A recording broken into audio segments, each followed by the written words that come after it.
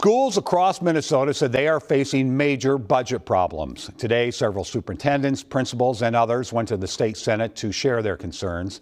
Caroline Cummings has more on what they hope lawmakers will consider this year. We are living in some significant challenging times in our district. 2 years ago, the legislature approved a record funding package for K-12 education with a $2.2 billion boost.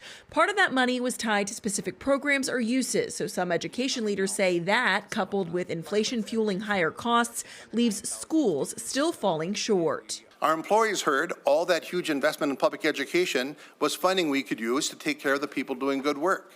But in reality, a fraction of those funds that you gave us got to employees. Wednesday, in the Senate Education Committee, districts large and small shared their staring down cuts to shore up their budgets. For example, in Anoka-Hennepin School District, they're short $26 million. Prior Lake Savage is expecting $4 million in cuts next year. We increased class sizes.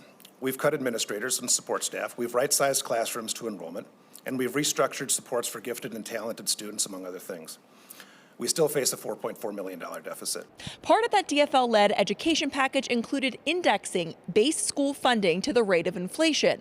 The superintendent of Prior Lake Savage Schools testified that had that happened a decade ago, the school district would have $11 million more to work with today. We are suffering the consequences of many decisions over decades. We have to dig our way out of a hole. Any changes to school policies or funding needs to pass both chambers at the Capitol. But right now, the future of the session is clouded by an ongoing power dispute in the State House. Caroline Cummings, WCCO News.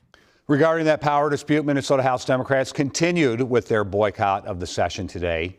Tomorrow, the Supreme Court will hear arguments in a case that could be a move toward resolution on that battle over who controls the House.